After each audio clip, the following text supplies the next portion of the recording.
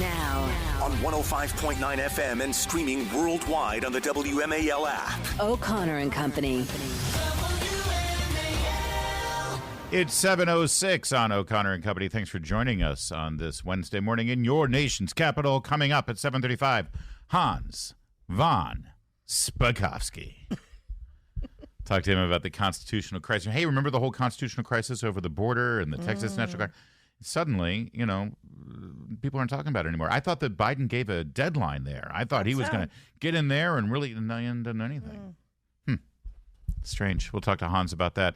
And at 8:05, KT McFarland has plenty to say about Biden's foreign policy in the Middle East. I'm Larry O'Connor alongside Julie Gunlock. Good morning. Good morning to you. We have a senator, one of the good ones, Roger Marshall from Kansas, who joins us, and we're going to talk to him about both the border crisis and the Middle East. Senator Marshall, thanks for joining us. Larry, Julie, good morning. Glad to be with you. Now, I say you're one of the good ones there in the Senate because, let's face it, not all the senators are necessarily doing a great job. And I got to ask you something. I keep hearing about some of your Republican colleagues who continue to walk down this path of some sort of so-called bipartisan agreement on border security. And because Biden says he needs a new law so that he can enforce the border. Can I ask you something? Do your colleagues believe that Joe Biden is currently following the law with regard to the border? And if they agree, truthfully, that he's not following the law, then what makes them think he's going to follow this new law that they misguidedly are walking down the path toward? Well, Larry, those are all good questions. No, I don't think that many of us, if any of us, believe that Joe Biden seriously wants to control the border, that he wants operational control. He proves it every day with his actions as well. Nevertheless, this is the number one problem facing Americans. I'd love to solve the problem. If there's a way we can tighten up the laws to even control Joe Biden, but to your point, he's breaking the law right now. I'm going to refer specifically to parole. Remember, under Barack Obama, he paroled 5,000 people a year. Joe Biden is paroling 700,000 people a year. What the law clearly states is this parole should be an individual cases, by individual case. And here's Joe Biden paroling people, tens of thousands of people at a time. And then number one, he is tasked with maintaining operational control. That's the law, to maintain operational control. There's not a person, I think, that could ever visit the border and say, oh, we have operational control. So no, we get it. We'd like to solve the problem. But I would too. I think the only way you solve the problem is hiring a chief executive who will actually follow the law with regard to the border. As long as this man is in the White House, he's demonstrated that he will flout the law. Yeah, I can't argue with that. Elections do matter. I am concerned that no matter what laws we write, that he will continue to break them. And again, he has the authority to control that border yesterday if he wanted to. If he was really serious about these negotiations, he would start controlling the border. But have you ever heard him say, we want border security? Nope. No, he always frames this in the context of immigration, getting more people across the southern border so they'll vote for Joe Biden. That's right. Over in the House yesterday, the Republicans forwarded this resolution to impeach Mayorkas. And Benny Thompson spent the entire time, or spent his opening statement saying, these are not high crimes and misdemeanors. He lied to Congress. Doesn't that, saying that the border is secure, doesn't that rise to an impeachable offense? I think it does. I think that he lied to Congress. And I still go back to this. He broke his oath, he broke the law, and he did not enforce the law. He took an oath to keep us safe, to maintain control of the border. He broke the law in the sense that we just talked about. He's charged with maintaining operational control, and he doesn't enforce the law as it's written as well. So yeah, he should be impeached. We've been calling for this impeachment for over a year now. We've had several amendments on the Senate floor, a resolution of no confidence. So we anxiously await the impeachment trial. We're speaking with Senator Roger Marshall of Kansas, and we talk about the border like this. There's a reason why it falls under the umbrella of the Department of Homeland Security, because this is a national security concern, a country's borders. Every other nation on the planet takes it as a national security issue. So I commend you for the bill that you are now pushing, which is called, and I'm going to let everybody know what the name of this act is. It's Where Are the Terrorists Now Act. This is a charming notion, Senator, that you want the Department of Homeland Security to actually report to Congress when a suspected terrorist tries to cross the border. I mean, a lot of times we see laws like this. It's like, why is that not already standard procedure? Yeah, you got it. You wouldn't think that we'd have to ask for that. So if you were doing your job in Homeland Security or the FBI working hand in hand, following these people where they are, hundreds of terrorists have crossed our border illegally. We know over and over we find them wandering Minnesota, wandering around New York a year later.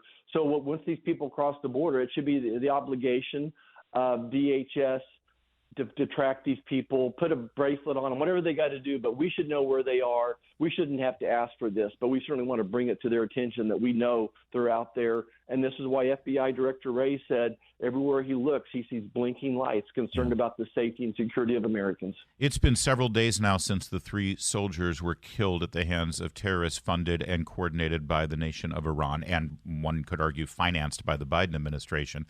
Add those 3 deaths to the 2 U.S. Navy SEALs who died at sea on an operation trying to stop arms that Iran was transporting on an unmarked boat. And yet we still don't have any kind of response, any real response from this administration or from the U.S. military. Have you been in consult? Has the administration or the Pentagon actually consulted with the Senate? Have they let them know what the plans are? The president keeps saying that he's going to respond. He keeps telegraphing through the media that they've made some decision, but we haven't had it. At this point, I'm afraid we're going to either have too little too late or actually too much too late. Yeah. So I think first I'll just pause for a moment and honor the souls of those 5 brave patriots who made the ultimate sacrifice, honor their Gold Star families. I would tell you the toughest day I had in Congress was calling and talking to a family from my home district who lost their daughter in service as well. The president now is balking at even being here when those flag draped coffins return to this country as well. So stop and honor them. But to your question, he's lost his reputation. Joe Biden has lost his reputation. It's going to be hard to put this horse back in the barn. What I believe there needs to be is a 3-pronged approach to this. There's a military solution, there's an economic solution, and there's a diplomatic solution. Very simply, the diplomatic solution is to push the Abraham Accords. The military solution can be multi-pronged in and of itself. Remember what President Reagan did back in 1988 when the Iranians mined one of our ships.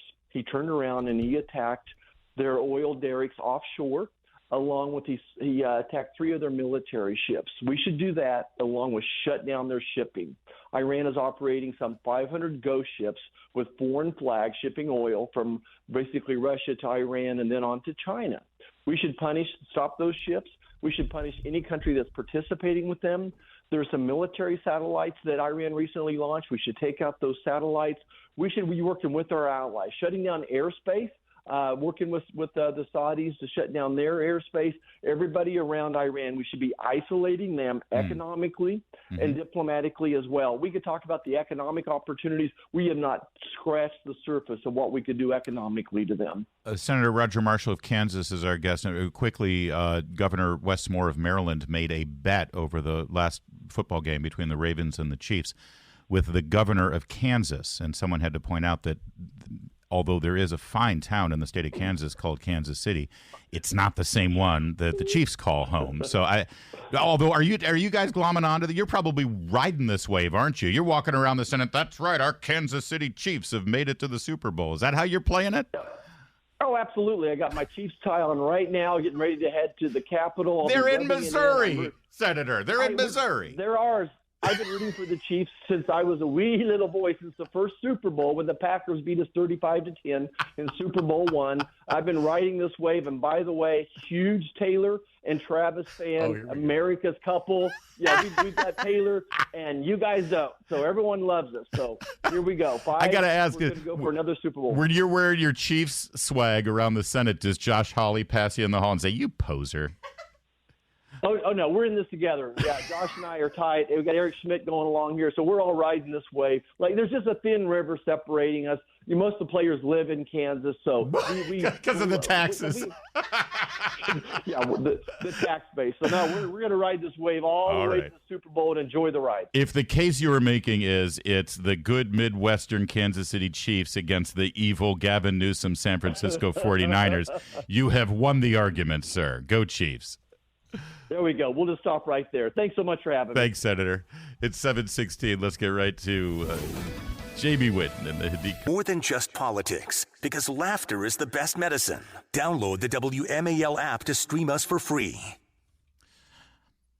There was a very strange moment in the House of Representatives on Monday night where the clerk of the House made this cryptic announcement. The Honorable the Speaker, House of Representatives, sir. This is to notify you formally, pursuant to Rule 8 of the Rules of the House of Representatives, that the office of the Sergeant at Arms for the House of Representatives has been served with a grand jury subpoena for documents issued by the U.S. Department of Justice. Now, as you can imagine, that caused a lot of curious questions. The video went out Monday night. I saw people react, what can this be about? And my favorite was people on the left saying, they're finally getting Matt Gaetz. Right. They're finally getting Lauren Boebert. And, Jordan's going down. Well, it turns out it was not only a Democrat, but it was a member of the squad, one of the more odious members of the House of Representatives, Cori Bush. Cori Bush is under criminal investigation, and there was a subpoena for financial records and transactions having to do with her office, apparently linked to a scandal that has been growing over her misuse of campaign funds under the auspices of personal security. Yeah. Now, Cori Bush rode into office on the lie of Michael Brown. Right? Yes. Michael Brown, we were told, was an innocent black youth, Big Mike, as Barack Obama called him, who was murdered in cold blood by police in Ferguson, Missouri, when he was put his hands up and he said, don't shoot, and he was murdered. Well, of course, there was a complete and total investigation. Yep. There was a grand jury investigation that exonerated the police officer. Who had to go into hiding, by the way. Of course, he still is, I'm sure. Yeah. Eric Holder, the Attorney General for Barack Obama, did a black attorney. It's important to say that you're right, because this is all racist. Federal investigation, and he also found that there was never a hands up, don't shoot. That Michael Brown was in fact engaged in a violent attack against the police officer. Tried to grab the gun, and it was completely a justified shoot. Doesn't matter. Yeah, Cori Bush rode the wave of racial hate, violence, arson, riot right into the House of Representatives, where she has embarrassed herself almost. And you would think her party, but not really, because you can't. They have no shame at this point. And she's part of the squad. That's right. So she raises money, and they prop her out there whenever there's a racial thing going on, because that's how they win, by dividing us, right? And she's a great spokesperson for that. So here's what the scandal is. All right, because she's like, everyone's screaming because you're not allowed to use campaign money for your own personal wealth, right? When you're raising money, it's not your money, okay? You're not allowed to spend it on lavish things. Right. There are few rules. There aren't many, but that's one of them. Yeah. So what she did was she hired private security because, her life is threatened by the white supremacists, all the MAGA people. Her life is constantly under threat from MAGA. Right. Hanging out in deep blue areas with nooses and MAGA hats. So exactly. She's the Jussie Smollett of the House of Representatives. Yes. So she needed hundreds of thousands of dollars of security that the campaign paid for. So she hired the security guy and funneled $100,000, hundreds of thousands of dollars, I should say, allegedly. These are the reports. This guy, by the way, had no experience in security, but she hired him. And then after funneling all that money to him for security, she married him. So now they had a deal. And whatever money he happens to have at the marriage, it's now hers. Community property. Absolutely. Isn't that interesting? It's love. Don't get in the way of love. I mean, this is sort of the Fannie Willis way of doing things, right? The prosecutor in Georgia. You hire a guy, you pay him insane amount of money, and then he takes you on vacations. When she was first confronted with these allegations, I think this was last year, here was her response. The thing. I won't let them get that off. You can't get that off. I'm going to make sure I have security because I know I have had attempts on my life and I have too much work to do. There are too many people that need help right now for me to allow that. So if I end up spending $200,000, if I spend $10 more on it, you know what? I get to be here to do the work. So suck it up, and defunding the police has to happen. We need to defund the police and put that money into social safety nets. But now we know why she was so intent on defunding the police. Basically, she's saying defund the police before they have a chance to investigate me. Yes. Whatever we do, we got to defund the police, and let's start with those really bad police officers who were in charge of campaign finance fraud. Yes. Those are the ones that have to go I first. love it. She's not a dummy. It really couldn't have happened to a nicer person. 7:23. Now On 105.9 FM and streaming worldwide on the WMAL app. O'Connor and Company. 7:36 now on O'Connor and Company on this Wednesday morning in your nation's capital. Last day of January. We're already 1/12 of the way through 2024. It is crazy. It's absolutely insanity.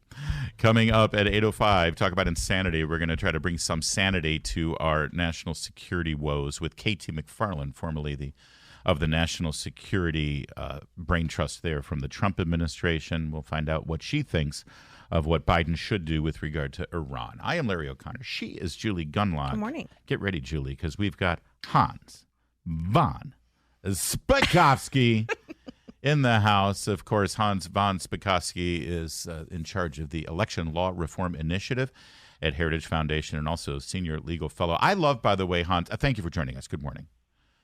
Sure. Well, good morning, Larry. Good morning, Julie. I love your boss, Kevin Roberts, there. He was, I'm sure you saw this on Fox News Sunday when, or no, I can't remember what interview it was, but somebody challenged him on the 2020 election. Why won't you say that there's no real election fraud? And he said, excuse me, but at Heritage Foundation, we have the Election Law Reform Initiative, and we have multiple instances of election fraud that have gone on. And that was you. He was giving you a beautiful shout out there, Hans. I was like, I was doing a fist pump when he did that. Did he mention us?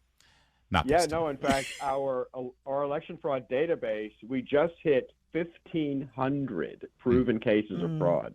Yeah, exactly.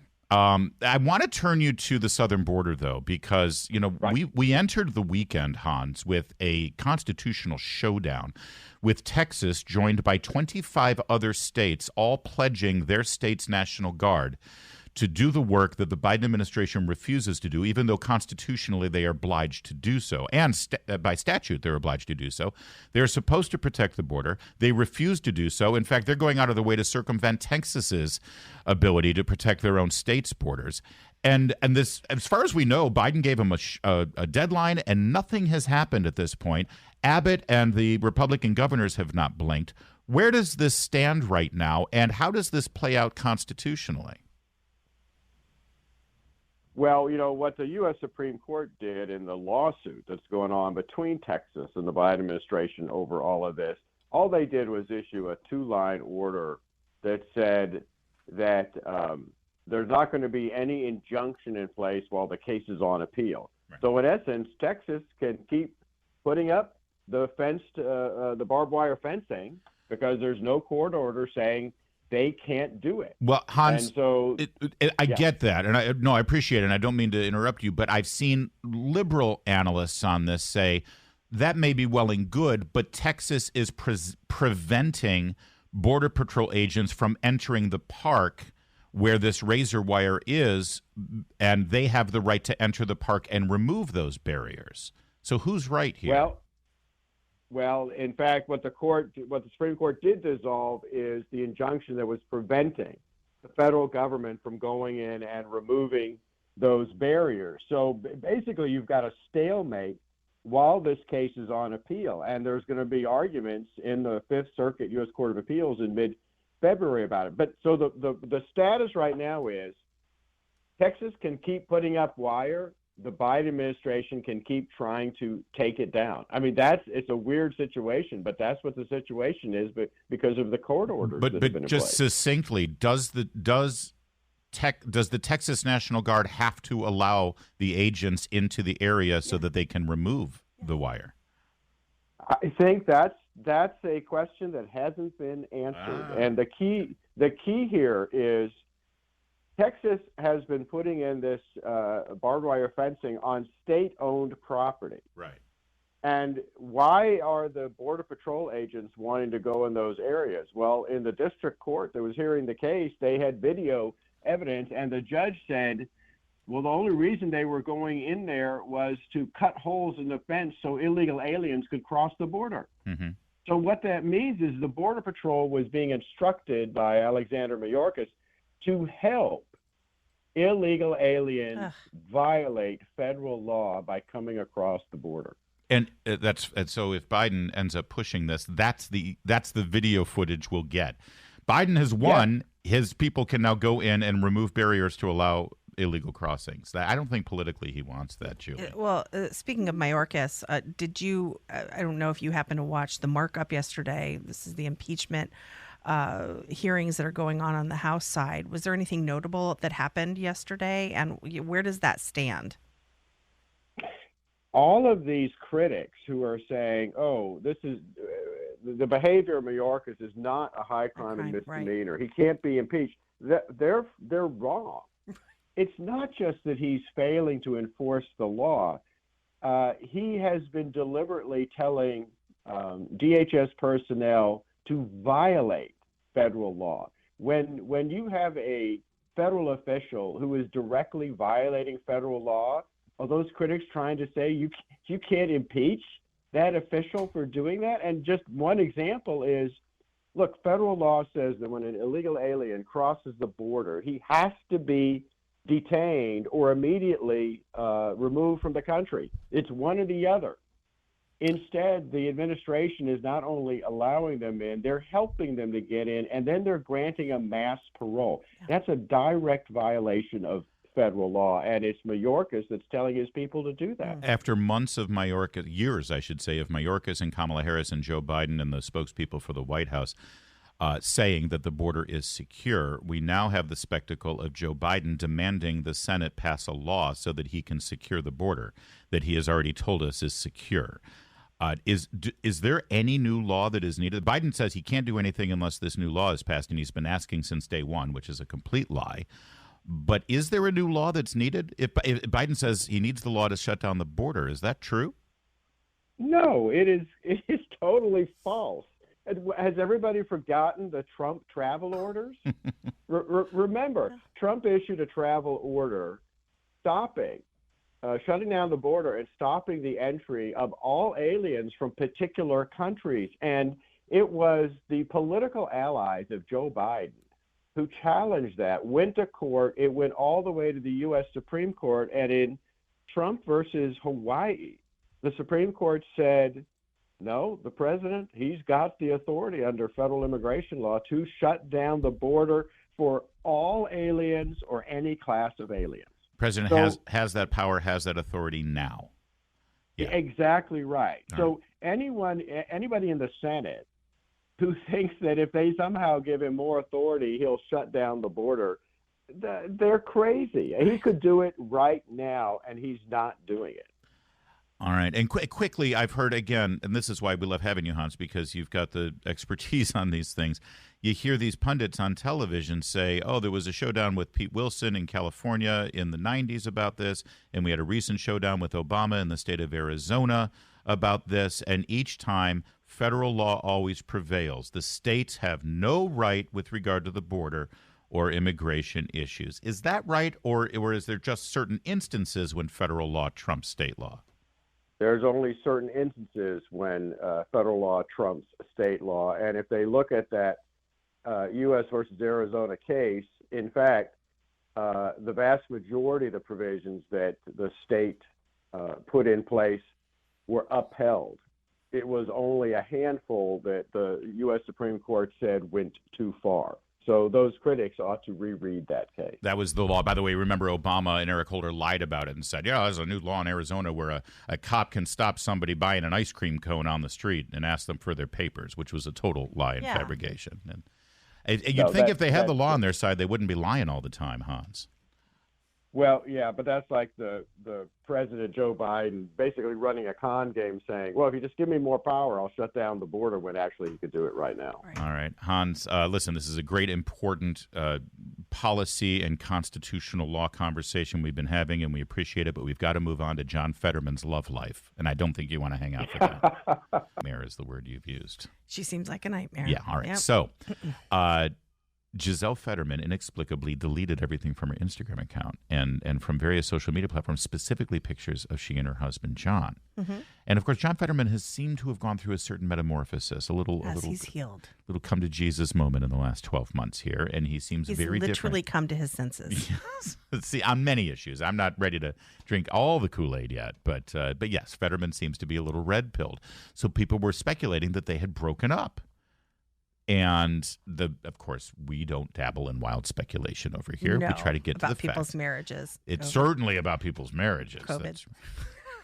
It turns out she deleted her Instagram, and close friends have confirmed that this is because she is getting attacked for her husband, Senator John Fetterman's support of Israel. And she just didn't want to deal with it anymore. She didn't want to deal with all of the hate and the ugliness. She said that I posted several months ago that I would be taking a break from social media. I was bored with it. I'm a Pisces. Oh, Lordy. Yeah. It wasn't adding anything to my life, but leaving social media is somehow more exhausting than having it, because she's, of course, now having to respond to all of these rumors. Although she didn't say, yes, John and I are happily, everything's fine. Did she? I didn't see that. Did she say everything's fine? Had a follow-up post. You guys really are terrible, respectfully. And then that was it. Kissing emoji.